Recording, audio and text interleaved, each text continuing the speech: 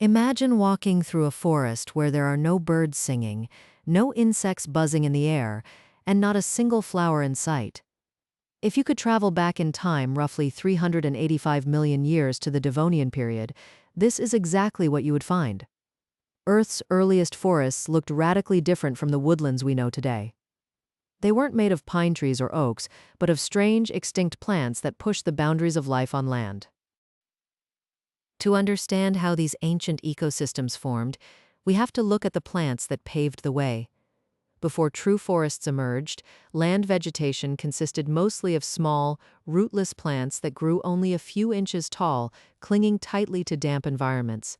These early pioneers lacked complex plumbing systems to move water upward, which strictly limited their height. Over millions of years, plants developed vascular tissues, essentially internal pipelines, that allowed them to transport water and nutrients efficiently from the soil. This single evolutionary breakthrough changed everything, giving plants the structural support needed to grow taller and compete for sunlight. Among the earliest plants to achieve tree-like proportions were the cladoxylopsids. These strange organisms looked somewhat like giant celery stalks topped with a crown of leafless branches. Instead of a solid wood trunk like modern trees, a cladoxylopsid trunk was a hollow ring of individual vascular strands. As the plant grew, these strands would actually pull apart from one another, snapping and repairing themselves to allow the trunk to expand in diameter.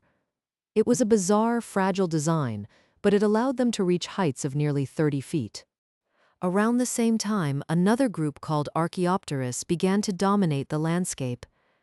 Many scientists consider archaeopteris to be the first true tree because it possessed characteristics remarkably similar to modern timber. It featured a solid wooden trunk made of material resembling modern conifers, an extensive root system that could penetrate deep into the ground, and a dense canopy of fern-like fronds.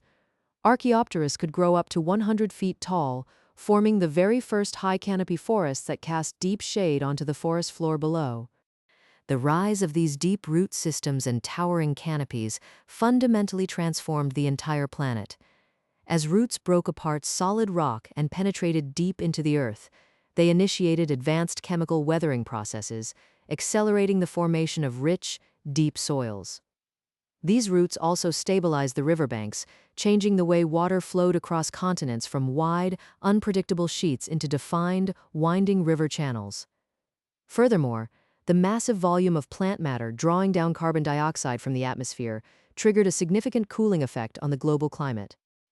This first global greening did not just alter the landscape, it created entirely new habitats for early terrestrial life.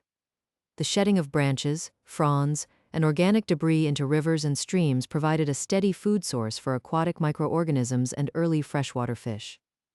On land, the humid, shaded environment under the canopy offered shelter for early arthropods, including the ancestors of modern spiders, mites, and centipedes.